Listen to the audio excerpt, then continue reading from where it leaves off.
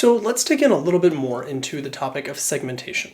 One of the things we're trying to accomplish in segmentation is creating different market segments where the needs of individuals in those segments are fairly similar, the segments themselves are fairly distinct, and the responses in terms of marketing actions are similar for each individual within that market segment.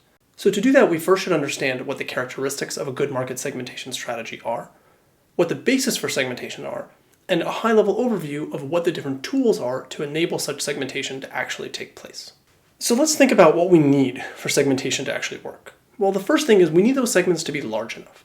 If we hyper-segment to the point where segments are so small that there isn't enough demand within each segment to justify a business expense, well, that's a problem. How big a segment needs to be really depends on your particular business need, but at bare minimum, it needs to be able to sustain a positive ROI.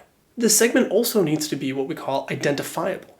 It's nice to say, I want to find people who like this particular product category or this particular characteristic, but how do you actually identify those individuals? How do you actually contact them? How do you promote to them? If you can't identify the individuals within a particular market segment, well, then that segmentation strategy is fairly useless. So identifiability is pretty critical. Next, we need to make sure that the segments are what we call distinct. If those segments that we create are overlapping, in other words, they have similar characteristics among each other, then again, that strategy is fairly useless. We want to make sure that there's separation between the segments so that we can successfully target and position to those segments specifically and distinctly. And lastly, we need those segments to be what we call stable. If people's preferences are constantly changing and evolving at a fairly quick pace, well, then our strategy isn't going to be very useful since we're going to have to change it every single time preferences evolve.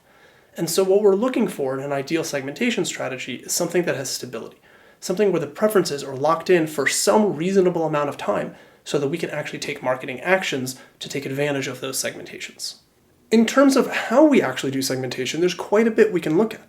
And there's three broad categories of who, why, and what. That's descriptors of people, basis for segmentation, the why, as well as behaviors like the what. So under who, we might think about demographic characteristics like age, income, education, their profession, media habits, the industry they belong to, their location, and so on. Under the whys, we might think about what are consumers' needs, what are their preferences, what decision processes do they go through when they actually make decisions to purchase, and what are their lifestyles like. And finally, under the what, we might want to consider things like usage, like heavy users versus light users, loyalty, whether they're new customers or existing customers with strong loyalty, and how likely are people to be susceptible to deals, like promotions and coupons. Those are a variety of different approaches to segmentation, and they're not exclusive to one another. You could certainly mix and match to design a segmentation strategy that is appropriate for your business case. And sometimes segmentation can actually take place just within the packaging of a particular product. And one of my favorite examples of this is a pregnancy test. If you go to the supermarket or your local pharmacy right now, you'll probably find pregnancy tests in two locations. One will be next to diapers and formula and all baby things, and another will be next to things like contraceptives. And what you'll find is that the packaging on those two is very different. The one next to babies' needs, like formula and diapers, typically is very positive and uplifting, has pictures of babies on it and cherubs, and it's wonderful. And the one next to contraception tends to be very medical. Text, nothing else. And you could imagine it's the exact same product, but it's going after two very different types of individuals. Perhaps one that wants to have a child, and another that perhaps does not. And so you can see that segmentation can take place in many different ways based on people's preferences, beliefs, and it can manifest in something as straightforward as packaging and location within a store. Now, in terms of how we actually implement segmentation, there's a lot to this. There's things like factor analysis and cluster analysis and statistical tools that allow us to computationally come up with segments as opposed to simply doing it based on things like demographics.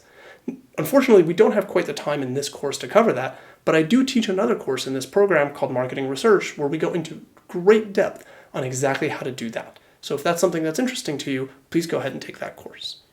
In the next video, we're going to shift gears from segmentation and start focusing on targeting, or the selection of a market segment.